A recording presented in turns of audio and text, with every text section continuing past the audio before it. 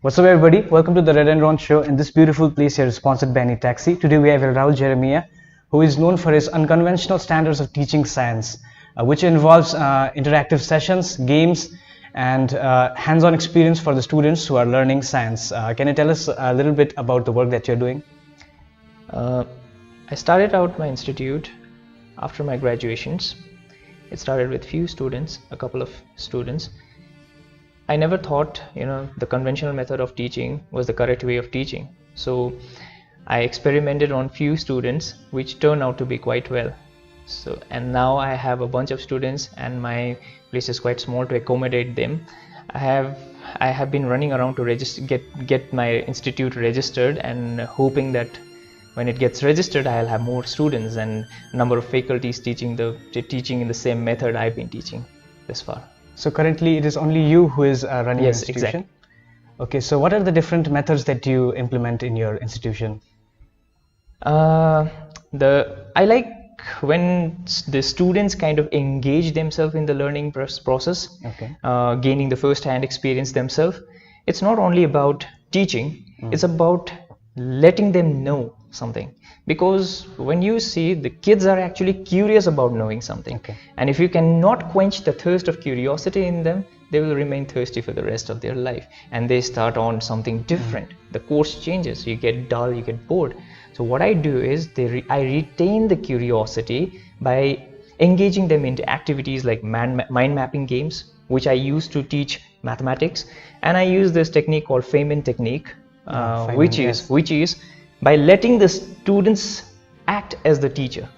I give them the basic concept about anything, basically science, anything, and I tell them what is the basic thing, what is the most, what is the first thing that comes in your head when I talk about gravity. And they say sometimes it's Apple, sometimes it's Newton, and I tell them to give a 10-liner, a 10-liner on what is gravity for you. They come up with various things. Sometimes it's ridiculous, sometimes it's funny, sometimes it's absolute genius. I think that could be turned into a new theory. So this is how I teach, and then I tell them to sit down and explain what gravity is. That is how they come to know in a very engaging method what gravity actually is. This was started out by Richard Feynman, one of the greatest teacher ever in the world, also my favorite physicist. And I thought, this has actually helped me shape their curiosity, and rather than lose it by the course of time. Okay, so Richard Feynman is one of the people that you have derived some of the techniques from. Is there any other people who you looked up to or derived some sort of information from? Yeah, exactly. There's a prominent psychologist called Dr. Carol S. Dweck, who wrote the book Mindset. So the book talks about fixed mindset and growth mindset. So I always encourage my students to have a growth mindset. Yes. If there is a thing on the table that you have not learned yet, put it on a put a post note on it, stick note on it, and put a conviction in yourself that you are going to learn it by the end of the week. So by the end of the week, none of my students go home without learning the thing that's posted on the stick note. So I challenge them. I don't like to I don't like to categorize students as brainy, average, or below average. They're students. That's why there's a uniform term used for them, that is students. None of them is average, none of them is average. We don't categorize them. So it has given me the upper hand in shaping their mindset, and I've always encouraged them to have growth mindset. Yeah, that is nice. Even I actually agree to you when you say a growth mindset is important, because there are things that you don't know, and there are the things that you don't know that you don't know, right? Exactly. Taking in consideration of the growth mindset, are there any methods or techniques that you yourself have implemented to learn more things and learn new things? Yeah, exactly. I learned music, I learned painting, I learned poetry, I learned English literature. Coming from a science background, learning literature was not quite an easy deal. And to say there are a lot of things I've learned using the growth mindset method. To be very honest, coming from a conventional, educational system background, I've always been taught experimental physics that is totally outdated. And I had the curiosity to learn quantum physics. I thought I would be a great scientist someday, which in turn turns out to be I was turned down by fate or destiny. But then I never stopped. It never stopped me that I am not a scientist from reading Stephen Hawking, reading books by Michio Kaku, reading books by Neil deGrasse Tyson.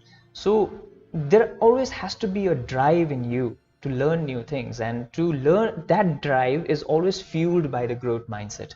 So I think growth mindset is one of the fundamental principles of my life. It's nice. You've mentioned some books which has helped you in this journey. Are there any books that have made a similar impact on you, like some books that have changed your life?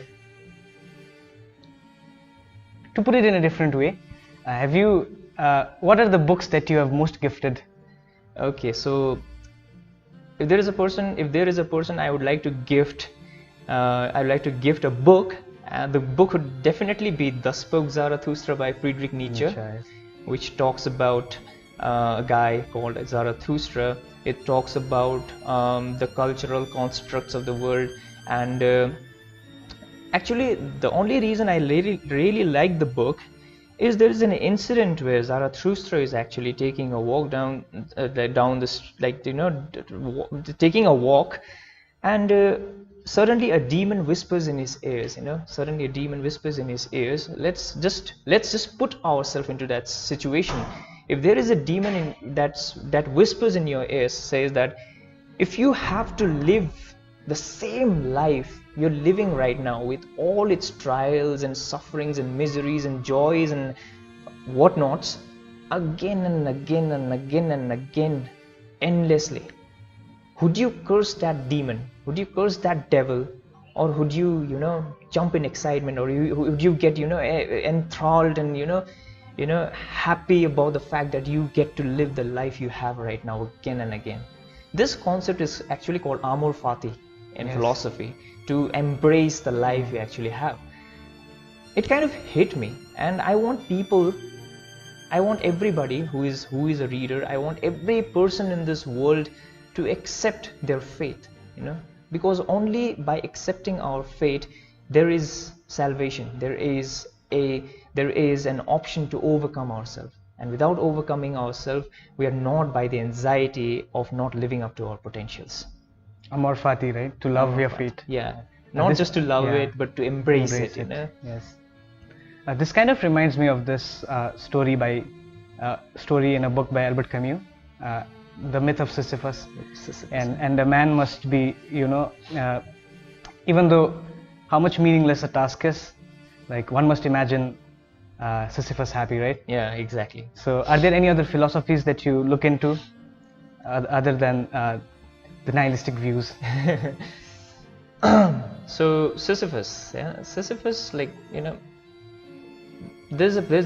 a point in the book where Albert Camus mentions that Sisyphus himself becomes the rock.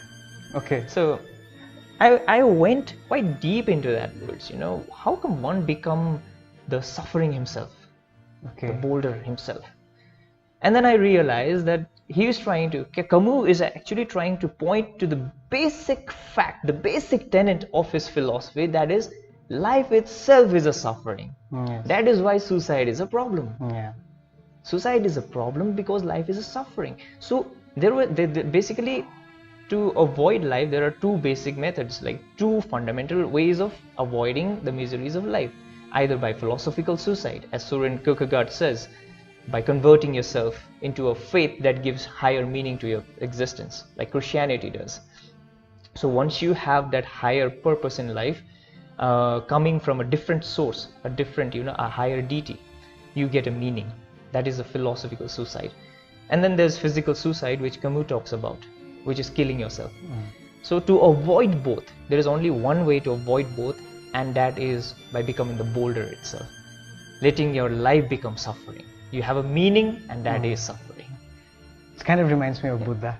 Yeah. Right? Even he had this idea about suffering being the ultimate, method for salvation, right? Like to embrace it.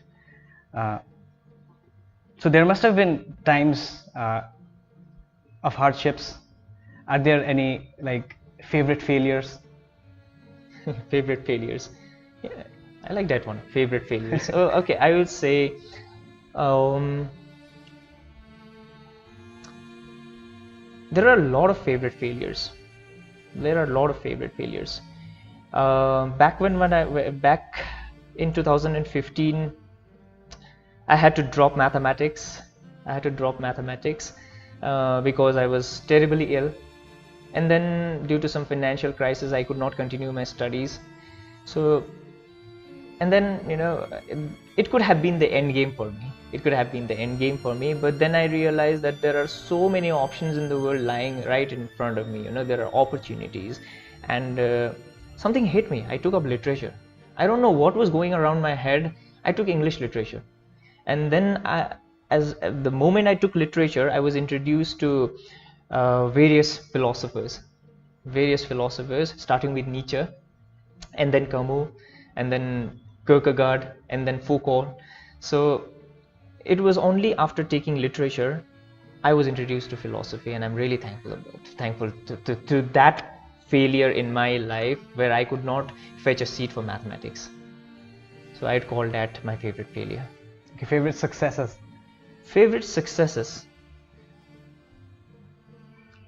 I don't think there is actually a success. There is only a stepping stone, and one of my favorite stepping stone is when I realized that my dad is proud of me. Despite the fact that whatever I am doing right now is totally over his head, he always has supported me, and knowing that there is a person behind me who supports me without knowing the reason why he's doing that, it's quite an achievement. Because as Carl Sagan says, this cosmos is an empty world, and if you find someone who is actually making this emptiness bearable for you, that is quite an accomplishment. So you have to leave the world better than how you found it. Yes, exactly. That is the purpose of life. Yes. So since you come from a scientific background, and you have a rational mindset towards problem solving or life itself, and how important is it to have a rational mindset in dealing with life and hardships? If you'll see into if you'll actually observe today's world, we are flooded with information. Yes. We are flooded with information. We are flooded with news, unfiltered news. We are flooded with images of violence and all sort of stuffs. So in a world which is not filtered, where censorship has gone vague and has totally nullified itself, censorship, there's no censorship, I think it is of utmost importance to have a rational mindset, to define what is right, to define what is wrong, to have a mindset to actually categorize things from facts, from rumors, to categorize or filtrate feelings from decision making. And that is when Stoic philosophy comes into practice. Stoicism focuses on the core of the subject rather than the emotional and sentimental layers surrounding it. So in today's world, which is engulfed with information which could be false, which could be true, it is very important to have a rational mindset. This book by it's not a book, it's a collection of letters, moral letters to Lucilius from Seneca, yes. And he talks about how important it is to segregate things from which you can control and the things which you can't, and that actually came across as a very good technique to segregate things which are important to you and to segregate emotional from what is rational. Are there any techniques that which you apply to your life that helps you make better decisions? Yeah, exactly. The one you mentioned, things which we can control and things which we don't. So not only in letters to a Stoic by Seneca, There's a book called 7 Habits of Highly Effective People. So even in that book, Stephen R. Covey, the author of the book, mentions to make us two huge circles in a piece of paper, and in one circle write down all the things that concern you, and in the other circle write down all the things that you can influence. So things which we are concerned of are not always the things we can actually influence. So the bigger the circle of influence, the smaller the circle of concern becomes. So the bigger the circle of concern becomes, the smaller the circle of influence becomes. So I have like tried to put this into practice in my life, and I found out that there are so many things in life as a human we cannot control. We cannot control the government, we cannot control the oil price, we cannot control war, we cannot control the wrongdoings that are going around in our life, we cannot control what others think of us, we cannot control, basically we cannot control what we are concerned of. Yeah. The only thing we can control of is our mindset. Yes. Like Marcus Aurelius mentions in his book Meditations, the only asset you will live with is your mind. Yes. So calm it down. Especially in this attention economy, right, when information is flooding from everywhere and people are so much like worried about their social media presence, it becomes quite imperative to find your ground, right?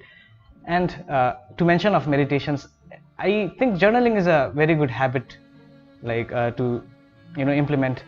And I have this like personal query, like Stoicism talks about controlling. It is not actually bottling up emotions; it's segregating emotional from what is rational, right? So my query is, there are times when you might need to show an outburst, right? So there's this dilemma. First, to answer your query about attention economy. Yeah. So we were actually not that. We are not the kind of beings, species that kind of likes attention. If you look into our evolutionary phase, humans like to get grounded, actually, to stay safe from the predators. It is only after the hit of the social media revolution that we like to seek attention. We like to have a spotlight effect, the imaginary audience phenomena, as we call in psychology. What we have developed in this phase is a psychological delusion that we are being watched, and that is quite visible in the works of George Orwell as well. Every action is being surveilled. Yeah. So what we do is, when we have the subconscious belief that we are being surveilled, we like to present ourselves under the halo, that's called the imaginary audience effect. So we don't want the world to see the bitter side of us, the dark side of us. So what we do is we get the sense of authorship using social media to portray as we want us to be portrayed. So what we do is we like social media because we choose what we are. Yeah, we become the drivers. We become the drivers of this idea of an imaginary audience, and we sort of become in charge of our lives, right? And how can one find his ground when you have this feeling of being constantly watched? Amor Fati. Love your faith, right? Love your faith. If you are evil from the core, it's like Nietzsche says, there's no good, there's no evil, there's no truth, there is no false, only perceptions.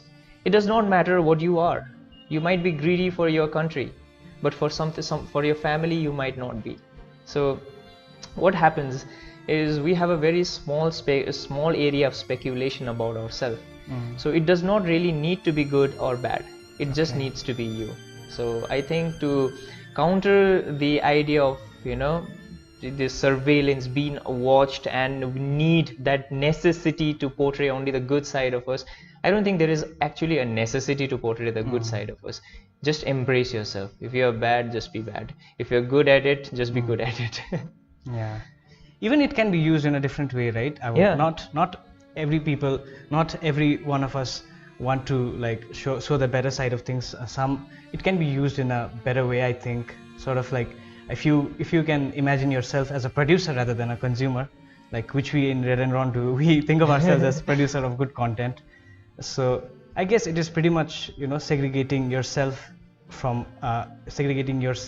to see which side do you belong on, and not to like put both your feet on both the sides, right? So talking about your institution, back to your institution, and how are like students dealing with, you know, scientific concepts? Curiously. Curiously. I'm really fascinated by the level of curiosity they present, you know, they put on the table right in front of me. Whenever I say that, you know, there's certain numbers are divisible by 2 and certain numbers are not, the question is why? And this why is what I like in students, you know, as a person who preaches curiosity, who preaches educational reforms in our system. I think this why becomes our purpose as an educational reform to get answered. If there is a number, certain number divisible by 2 and certain number not divisible by 2, and if there is a student, even if there is a single student in your class asking why, it becomes your responsibility to answer it. So my reforms, or the motive of my motive of me starting my institute or my tuitions is to answer this why, to inculcate the philosophy of why in all the teachers who are teaching the generations that are coming ahead of us. That is what I want.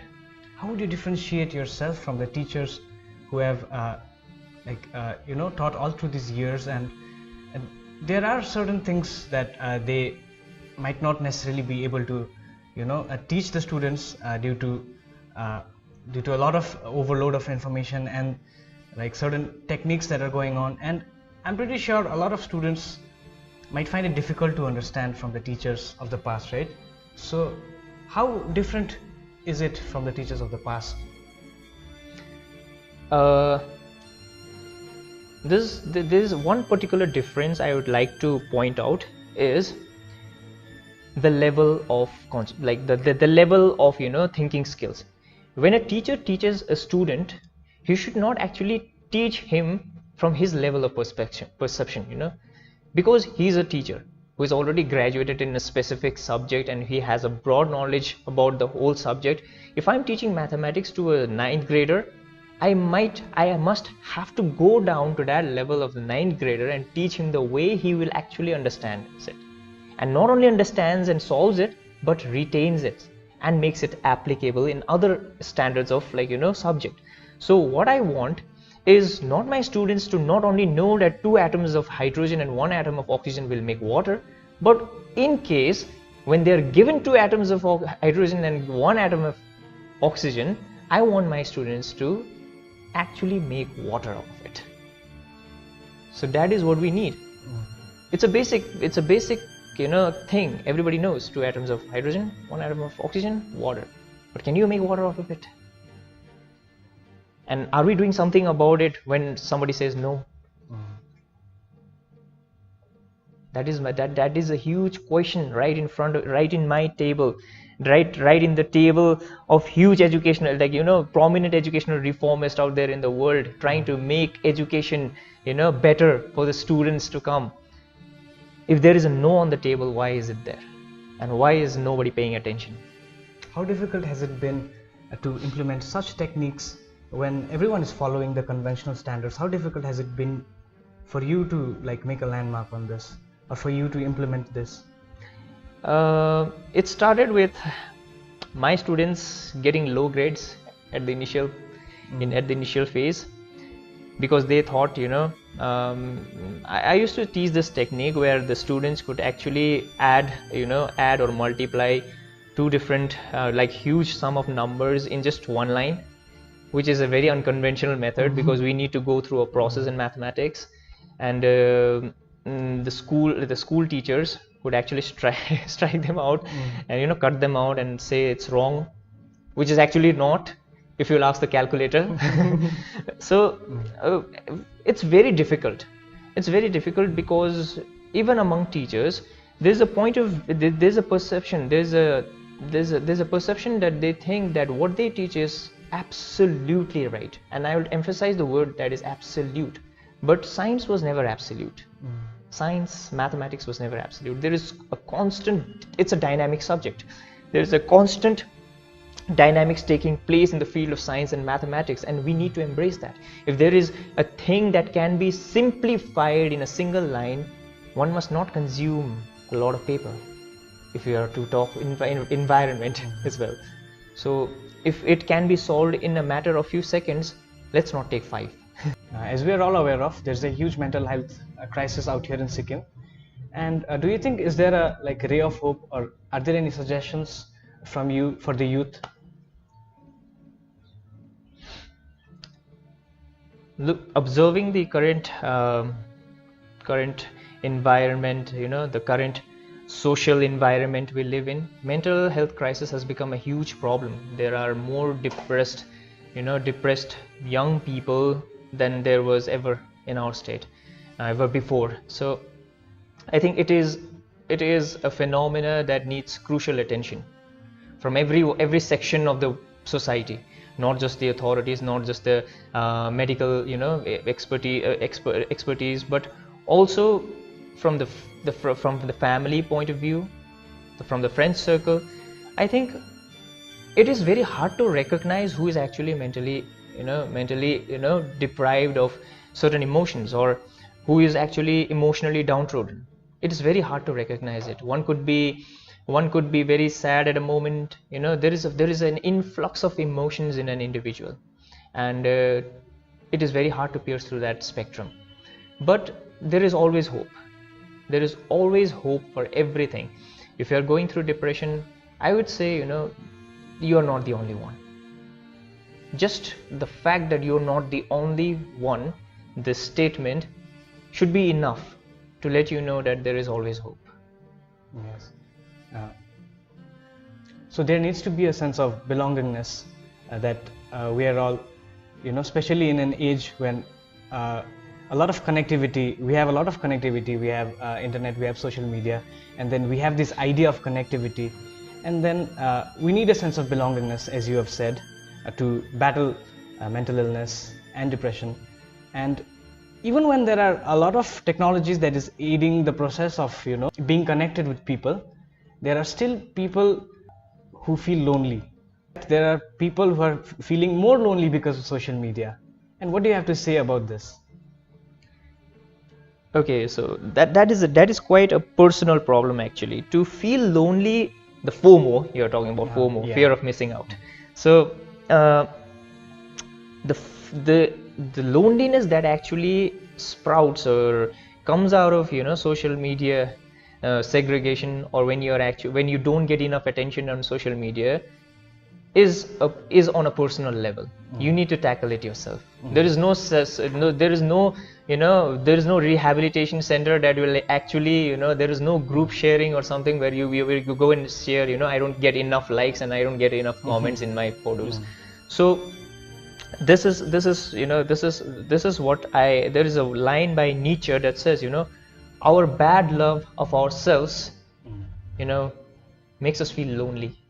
It's an aggression turned inward. Makes us feel lonely because we don't like our own company. We don't like to sit alone and ponder upon things that are around us, you know. We don't like to feel grateful for what things that we have, because we are constantly being fed by ads and, you know, consumerism, capitalist nation ads and stuffs like that, you know, posters, hoardings. We are always filled with a sense of void, that as in a sense, like, I don't own a certain thing. I don't own a nice pair of shoes. I don't have a good-looking boyfriend, and I don't have a pretty girlfriend, or I don't have a certain expensive watch, or I don't have a cell phone that's, like, you know, very trendy.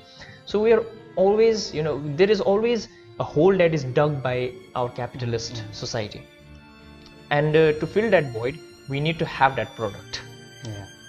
So there's only one cure to it, one remedy to it, is that you need to love yourself. Not Justin Bieber kind of love yourself stuff, but you need to literally amor fati. Nice. You need to literally amor fati. You need to have the audacity to sit alone and love yourself for who you are, and not what others want you to be. So there's this movement that I have heard of. It's called minimalism, and in this movement, people are trying to sell out a lot of goods that they own, because they have sort of realized that they own a lot of stuff that they don't need. Like there's this famous quote by Fight Club: "We buy shit we don't need to impress the people we hate," don't right? like. So how do you think minimalism is aiding the process in this capitalistic world, to find yourself and to embrace your fate as amor fati? So minimalism is like, I think it comes from it kind of philosophize everything from Stoic philosophy itself, because have you heard of the guy Diogenes? Yes. The guy who actually had a bowl, but even he threw it off because he thought he was becoming too materialistic. So when we think of Diogenes, we get to know that he was insane. That is insanity. But insanity cannot be defined. Who could define insanity? What is insane for a person can be reality for the other, as Nietzsche says. So minimalism could be an approach to finding out that you could be liberated from the construct that has been created around you, the world that has been created around you by materialistic approach of life. So what you do is, when you want to be a minimalist, what you do is you break through the shackles of capitalism. There's this capitalistic perspective of life, that you need to have certain things to be a certain person in your life. Minimalism is all about that. But to embrace it, or to embrace it or not to embrace it, is all upon you. Because to have a higher purpose in life, if you look at the life of Caesar, if you look into the life of Julius Caesar, he reached a peak where no man actually could. But we cannot say that whether he was good or bad. We cannot comment on that. People have to thrive. Human nature has to thrive, and it is either by going minimalist or by going too extravagant. Doesn't matter. But you need to thrive for something. That is the core philosophy of life. At least thrive for something. And I think we get a sort of this false sense of satisfaction whenever someone drops a like or a comment. And to talk about Diogenes, like I heard of this story where he is asking for money like in front of a statue, and people are like, "What are you doing?" And then he's practicing rejection.